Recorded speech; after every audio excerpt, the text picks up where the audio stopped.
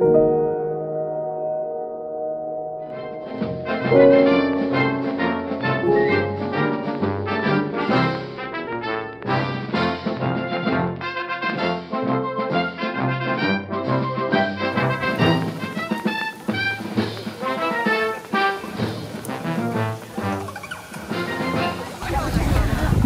je suis Sarah Conquet. Alors je vais enlever le masque. Je sais qu'il faut respecter les normes sanitaires, mais là c'est un peu plus simple. Je suis secrétaire de l'association de la créativité. C'est une association qui a été créée en 2014, donc on était tout jeunes. Et donc en fait on a créé cette association pour essayer de proposer des animations aux jeunes, pour redynamiser les territoires ruraux. Ici c'est là où on a grandi en fait. Là où j'ai grandi avec ma sœur qui est présidente de l'association qui s'appelle Emma. Et le festival, en fait, il n'y a pas de thématique. Des fois, les gens me demandent c'est quoi la thématique. Il n'y a pas vraiment de thématique. Ce qui nous rassemble, c'est le lac. Voilà, c'est le lac, la nature, cet espace un peu précieux. Pour nous, c'est un petit paradis. Et en fait, on essaie de véhiculer des valeurs qu'on prône à travers ce festival. On a des vieux, on a des jeunes et tout le monde se mélange et c'est ça l'idée, quoi. Là tout à l'heure, on va filmer le café philo.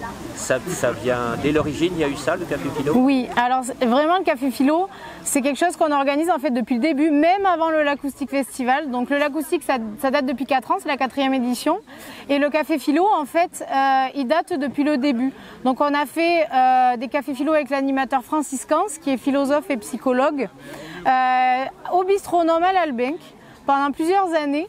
Là, on a donné le bébé à Geneviève Jappe qui s'en occupe avec un petit groupe, voilà, pour essayer d'échanger, de débattre sur des sujets un peu philosophiques, sans parler de débat de comptoir, vraiment c'était dans l'idée. Et c'est vraiment accessible à tout le monde parce qu'on ne cite pas des philosophes, on n'arrive pas en citant. L'idée, c'est vraiment que ce soit un échange d'idées, que ça fasse un peu élever l'esprit. Donc on récupère au maximum et on propose un repas là, dans le cadre du festival à petit prix parce que c'est énormément de travail. Et hier par exemple on a toutes les mamans, c'est nos mamans, qui ont cuisiné énormément hier pendant tout le samedi pour nous proposer un super repas.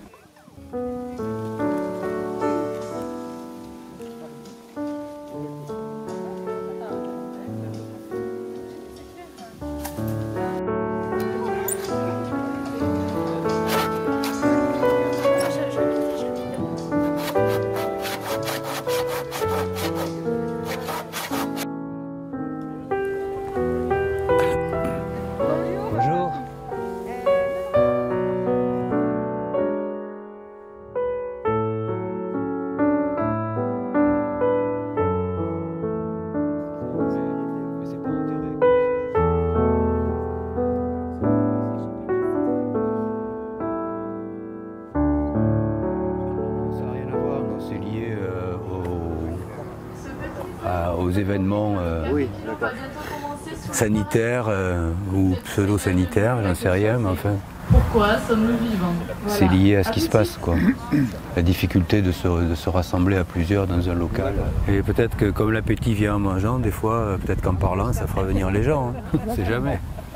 Exactement, et puis un petit peu de discipline. Voilà. Bon. La nouvelle, le thème quoi, du café philo d'aujourd'hui, il me semble que c'est pourquoi sommes-nous vivants. Mais en réalité, quand j'ai été interpellé pour choisir un sujet qui puisse parler de ce qui se passe en ce moment, et en évitant quand même toute polémique qui pourrait virer au punching ball, on est arrivé à la conclusion que ça serait bien de parler du vivant et de la vie. Et donc j'avais suggéré qu'est-ce qu'être vivant, ce qui n'est pas tout à fait la même chose que pourquoi nous sommes vivants. Pourquoi? Parce que qu'est-ce qu'être vivant, ça interpelle le comment de la vie, c'est-à-dire comment ça se déroule, comment c'est arrivé, comment ça s'est passé, etc. Tandis que le pourquoi, c'est tout autre chose. Voilà. Et ça relève plus effectivement d'une question philosophique, le pourquoi. Néanmoins, on peut quand même parler de qu'est-ce qu'être vivant de manière philosophique, sachant qu'un philosophe, c'est pas simplement quelqu'un qui parle du sexe des anges, c'est aussi quelqu'un, comme l'histoire des philosophies et des philosophes l'a montré depuis des siècles, qui est scientifique, voire biologiste, voire physicien, voire, les exemples ne manquent pas, d'Aristote, Descartes, Leibniz, enfin tous ces personnages connus et reconnus de la philosophie étaient aussi des scientifiques. Voilà. Donc on peut très bien, dans un débat philosophique, aborder des choses qui relèvent du vivant, qui est beaucoup plus, bien sûr, un domaine plus spécifiquement alloué à la science, quoi, et aux scientifiques d'une manière générale. Et donc j'aimerais bien qu'on en parle en essayant de répondre peut-être à ces deux questions simultanément, ou l'une à côté de l'autre, qui est qu'est-ce qu'être vivant, d'abord, et ensuite, pourquoi pas, approche-toi. Eh non. Non, c'est... Avant, dans les cafés philo, on utilisait un micro qu'on faisait circuler. Voilà. Mais aujourd'hui, le micro risque, entre guillemets, d'être porteur de micro-organismes.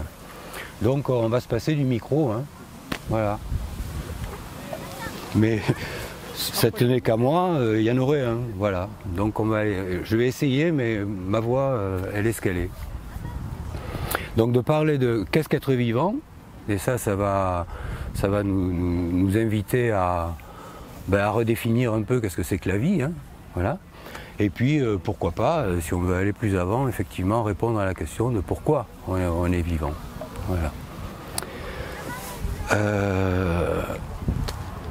Et là, je vais faire mon petit rôle d'animateur, mais à la façon traditionnelle, comme on voit un peu dans les médias en général, c'est-à-dire que je vais poser la question, savoir pour vous, plutôt que de faire comme je fais d'habitude une présentation avec de multiples pistes à explorer, là je préfère d'emblée vous interpeller et vous demander, d'après vous, qu'est-ce que c'est qu'être vivant?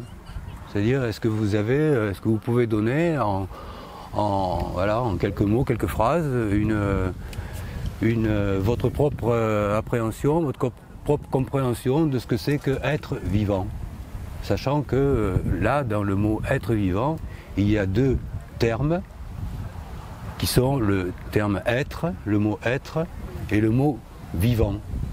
Ce qui laisse implicitement supposer, mais ça n'est pas dit dans le texte, qu'il y a peut-être des êtres qui sont non vivants. Mais ça va plus nous intéresser sur la question du pourquoi être vivant. Pourquoi la vie? Pourquoi être vivant?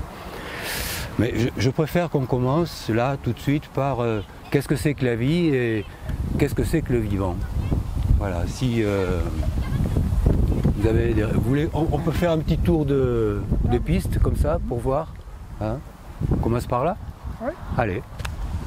La vie, être vivant, c'est une transformation continuelle des choses. Il y a une impermanence continuelle, à chaque instant il y a une impermanence, et c'est cette animation impermanente qui permet d'être vivant. Il y a une transformation continuelle, chacun de nous se transforme à chaque instant, on n'est jamais le même d'un instant à un autre, et c'est ça la vie. Et cette vie n'est pas particulière à l'être humain. Cette vie, elle est particulière à l'ensemble de la planète. C'est-à-dire que la vie qu'on trouve dans les bactéries, la vie qu'on trouve dans les végétaux, la vie qu'on trouve dans les insectes, la vie qu'on trouve dans les animaux dont on fait partie, exactement la même qui circule en nous. Exactement la même. Et cette vie nous permet toutes les transformations. Cette vie, elle est sous-tendue par l'énergie qu'il y a en nous et qui permet la mise en forme des choses. je ne vais pas aller plus loin parce que je ne vais pas m'arrêter. D'accord, bon, c'est un processus de transformation permanent. J'ai bien retenu cette idée. D'accord. Alors moi je dirais plus un truc. Alors, d'accord. Si ça vous gêne pas, pour parler, vous pouvez le baisser parce que on a du mal déjà à s'entendre. Alors. Pour moi, c'est accepter ce processus pour l'être vivant que nous sommes, hein, pas la nature évidemment.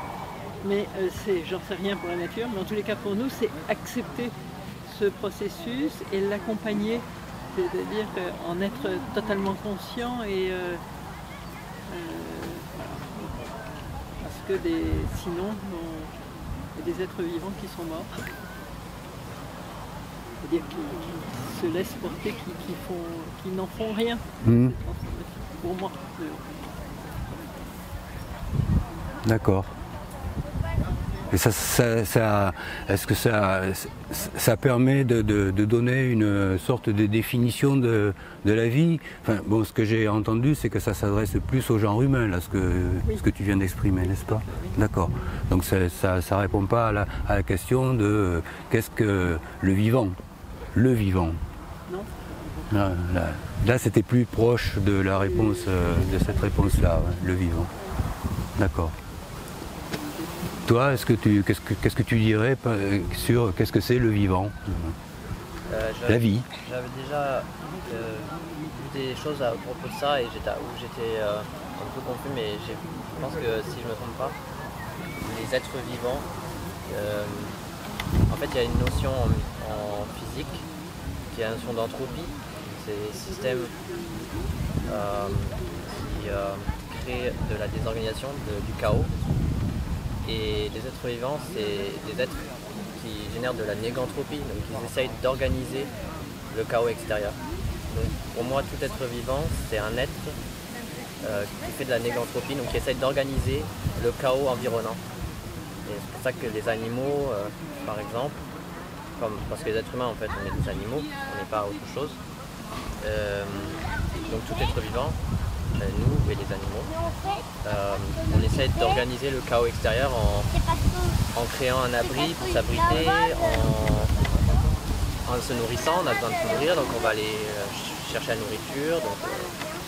Et ça on le fait à partir de ce qui est anthropique autour de nous, le chaos qui est autour, qu'on essaye d'organiser, donc on est des êtres négantropiques. Et pour moi tout être vivant est un être négantropique. Ouais, c'est ce que j'avais lu sur le ouais. Alors c'est quand même une approche qui est intéressante, effectivement, surtout si on se réfère au mot organisme, puisque quand tu utilises le mot organisme, eh bien le présupposé c'est qu'il y a une organisation, et donc quelque chose qui correspond à la définition de la négantropie, qui est l'organisation de ce qui n'est pas organisé. Voilà. Et donc oui, effectivement, ça peut être, c'est une bonne vision, oui, de ce que ça peut être le vivant, quelque chose qui est organisé par rapport à ce qui ne l'est pas, et qui est anthropique justement, et donc qui se réfère au chaos, tout à fait, d'accord, merci. C'est quoi le chaos à ce moment-là? C'est peut-être qu'on verra tout à l'heure, mais oui, c'est intéressant de répondre, c'est quoi? C'est ce qui n'est pas organisé déjà. On peut le définir de manière négative en disant le chaos c'est ce qui n'est pas organisé. Y a-t-il de l'énergie? Oui, d'accord. D'accord, c'est ça. Une énergie potentielle qui n'est pas organisée, qui est juste disponible, on va dire, qui n'est pas organisée. Voilà. Il y a des physiciens qui se passionnent pour ce type de recherche, mais aussi des biologistes, on aura peut-être l'occasion d'en parler, qui ont été un peu mis sur la touche, hein, qui ont évoqué aussi ce potentiel d'organisation, voilà, mais qui n'est que sous la forme d'un potentiel, qui n'est pas encore organisé. Et là, pourquoi la vie, ça peut être intéressant de voir pourquoi justement ça s'organise, et pourquoi ça ne s'organiserait pas, ou la question plutôt, pourquoi plutôt quelque chose que rien. Voilà. Pourquoi est-ce que le monde déforme plutôt que pas de monde déforme, etc. Donc oui, ce sont des questions essentielles. Oui. Partant de là, on peut aller. D'accord. Il y a plein de choses à dire. Ouais. On va continuer. Il y en a? Qu'est-ce que le vivant? Oui, je crois que la planète est pleine d'éléments qui font que d'autres éléments peuvent vivre. en général toutes, qui utilisent justement ces éléments pour vivre. Les arbres, l'eau, les animaux, ils ont tous besoin des éléments pour vivre. Qu'est-ce que tu appelles éléments?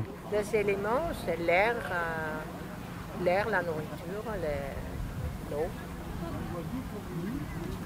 Mais la nourriture, Et l'organisation. c'est déjà de la vie. Hein? La nourriture, c'est déjà de la vie. Oui, mais il y a donc, oui, les bactéries, tout ça, c'est déjà part de. Oui, c'est vrai. C'est que de la vie.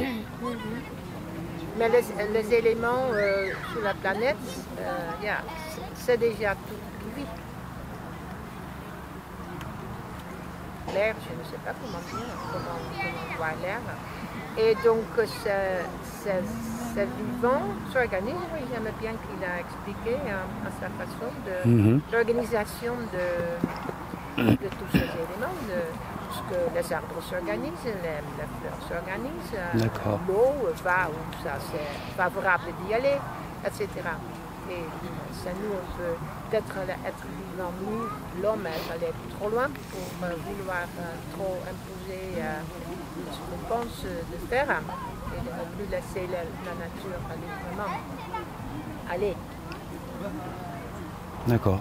Mais d'être vivant, ça, je crois que c'est la vie, c'est ça. D'accord. Tout ce qui s'y trouve sur la planète, même les volcans par exemple, ça vit. Les volcans? Oui. C'est un être vivant. Ou mort. Oui. Je crois que c'est jamais mort, parce que tout à fait au profond, ça vit. D'accord. C'est jamais mort, ça vit tout le temps. Voilà. Je pas bien de le saisir. Il faut mieux que je dise ça. D'accord. Bon, et moi, ce que je retiens de ce que tu as... Je trouvais ça très difficile. Ce que je retiens de ce que tu as dit, c'est que la vie, elle pourrait être aussi présente dans le chaos. Oui, bien sûr.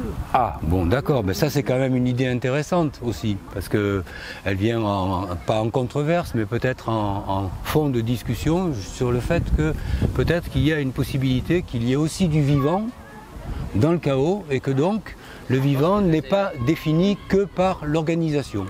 Ah, quelque chose là-dessus après. D'accord, mais on va creuser peut-être tout ça, hein, voilà.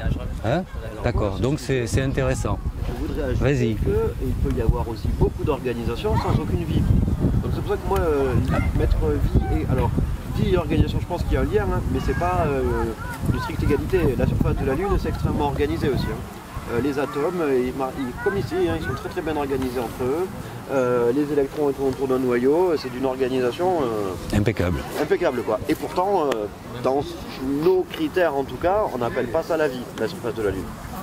Alors, je dis nos critères parce que justement, moi je trouve que c'est compliqué. C'est vraiment très très très compliqué de répondre à cette question.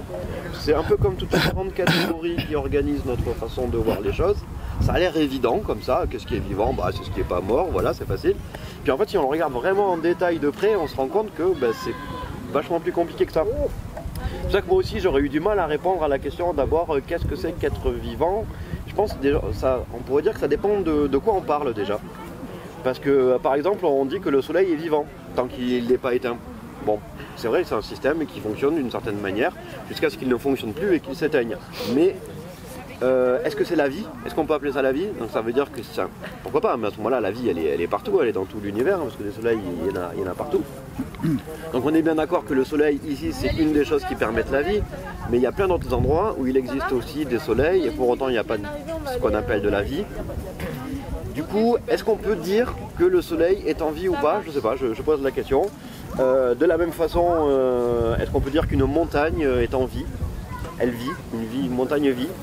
Quand un volcan vit, c'est quand même, on comprend bien que c'est pas la même chose que la question est-ce qu'un humain est en vie, par exemple. Je trouve que un peu on peut pas définir la vie comme ça dans l'absolu sans le référer à des choses en particulier et du coup ce sera pas forcément la même définition et la même chose qu'on appellera être en vie. Je crois qu'il faut faire la différence entre la vie, le vivant et le mouvement. Le soleil est en mouvement, mais il n'est pas vivant. il ne se reproduit pas.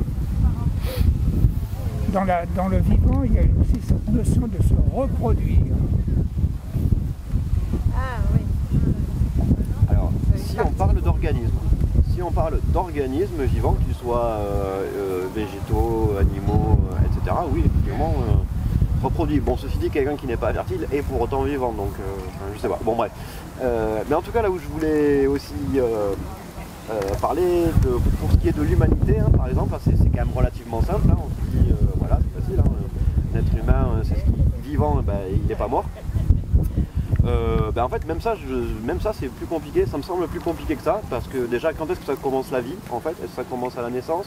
Est-ce que ça commence, je veux dire, l'organisme du petit bébé, d'une certaine manière, il a déjà commencé à se développer dans le ventre de sa mère, tout ça. Donc, quand est-ce qu'on peut dire c'est une vie qui commence? Bon, c'est difficile. Hein. C'est beaucoup plus flou que ce qu'on pourrait penser. C'est la raison pour laquelle cette question est pertinente, parce que de poser, savoir qu'est-ce que pour chacun de nous on a dans la tête quand on parle de la vie, c'est-à-dire définir d'abord de quoi on va parler, me paraît vraiment essentiel avant d'en parler. Et peut-être qu'à un moment donné, on va être obligé de se mettre d'accord, au moins consensuellement, sur une sorte de définition qu'on donne à la vie pour pouvoir en parler et donc creuser.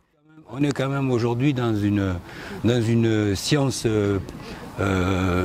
disons, spécialisées, enfin dans des sciences spécialisées, voilà, qui se côtoient plus ou moins, et souvent plutôt moins que plus, qui fait qu'on a des difficultés à avoir cette vision scientifique globale, voilà, des questions essentielles comme celle du vivant, parce que chacun traite dans sa petite chapelle, voilà, et même à l'intérieur même des sciences purement biologiques, on a les virologues, on a enfin je veux dire, chacun a sa spécialité, et souvent ils s'entendent pas, de spécialiste à un autre, ils ne s'entendent pas, ils ne s'accordent pas, donc voilà, on a beaucoup de difficultés.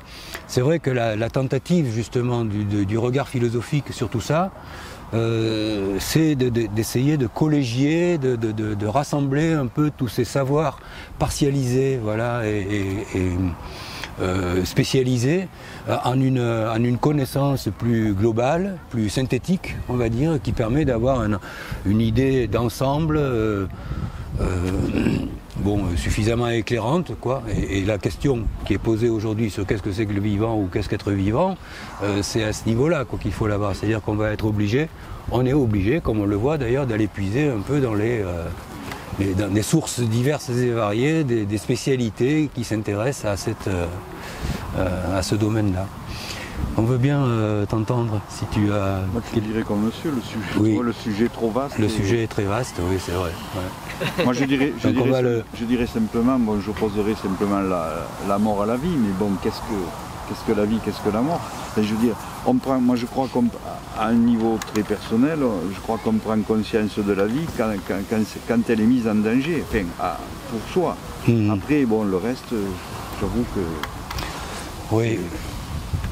Vous voyez ce glissement de parler de la vie, par exemple, en l'opposant à la mort, nous réduit notre champ de vision sur la vie. Puisqu'on considère, du coup, ça veut dire qu'on considère qu'un cadavre, c'est-à-dire un corps qui est en cessation d'organisation, en fait, parce que c'est cessation d'organisation, pourquoi? Parce qu'à partir du moment où il n'est plus animé, tout ce qui le constitue va se désorganiser, se transformer en se désorganisant, mais toutefois, dans un cadavre, on ne peut pas dire qu'il n'y a plus de vie. Un cadavre, ça grouille de vie.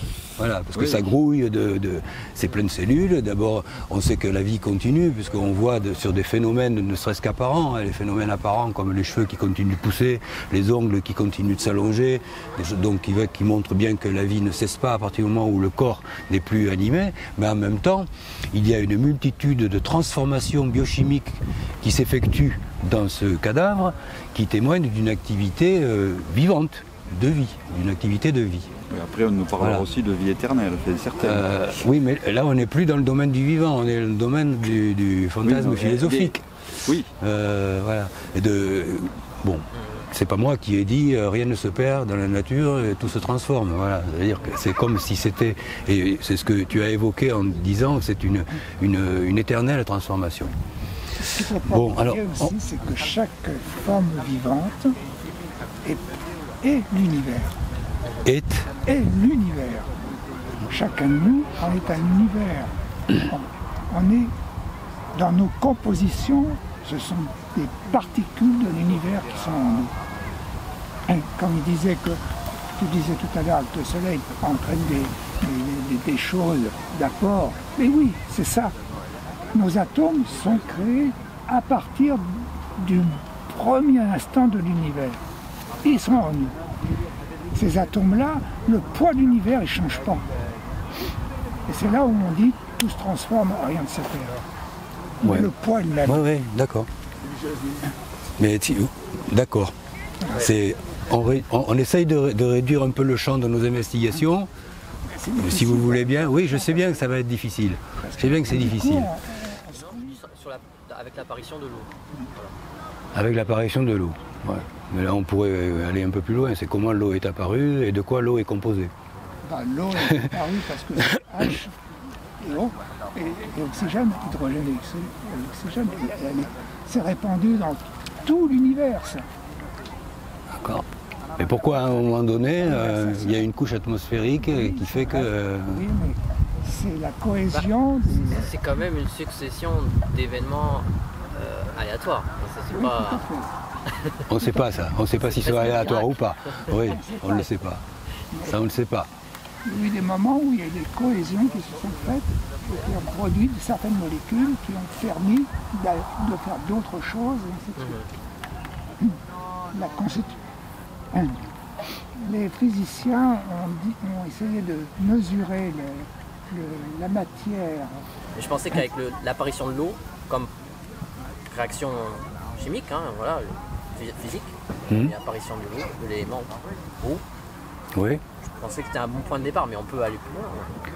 Bon, alors, d'accord, je relève ce que tu dis. Et tout ce que tu dis là, c'est le processus de la vie. C'est le processus de la vie. Voilà. Le C'est le lion qui processus va de la bouffer vie. gazelle, il détruit la gazelle, mais c'est le processus de la vie. Ça n'a rien, c'est harmonieux en plus. C'est une forme d'harmonie. Oui, sans doute. L'origine de tout ça, ce sont des interprétations, on n'est pas sûr du tout. Pas sûr du tout. Mais c'est dans ce processus continuel de transformation, de mutation des êtres sur les autres êtres et ainsi de suite, qui sont en fait qu'une seule. Je dirais, il faut remettre ça sur le 1, l'unité. Et tout ça se transforme continuellement.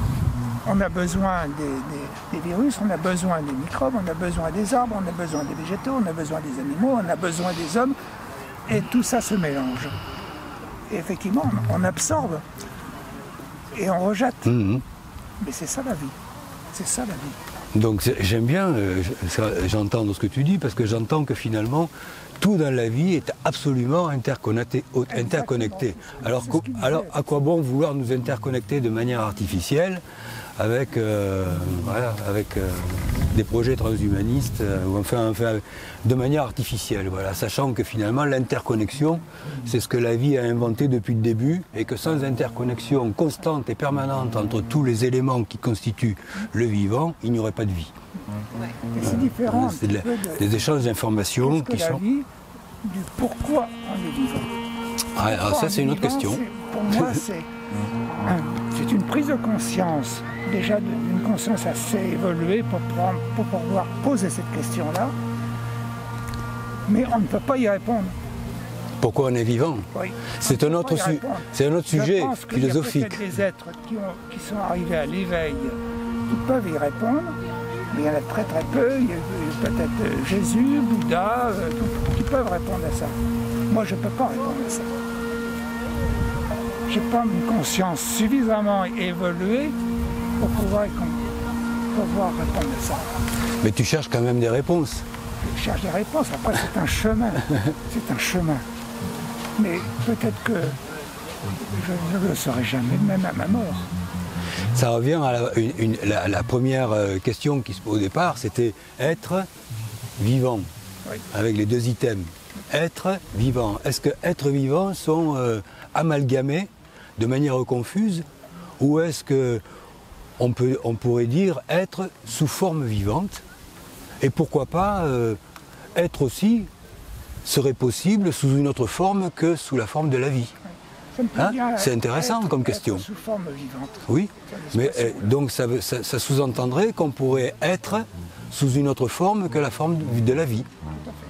Et que peut-être dans l'univers, il y a des êtres qui existent. Alors le mot exister n'est pas le même que le mot je vis, j'existe, ça ne veut pas dire la même chose. Parce que je vis, ça veut dire j'existe sous la forme de la vie. Mais j'existe pourrait supposer que je pourrais exister en tant qu'être, donc me produire en tant qu'être sous une autre forme que sous la forme de la vie. Mais ça, c'est plus tout à fait le même sujet philosophique. Là, c'est un sujet qui va plus loin peut-être. Dans la philosophie taoïste, il est dit que le vivant est décidé de l'esprit qui chevauche le cheval énergie et qui va rentrer dans la matière pour faire un être vivant. Le binôme conscience et énergie. Oui, exactement. Je crois que les musiciens sont en train de nous dire bon, le café philo, terminé. Hein.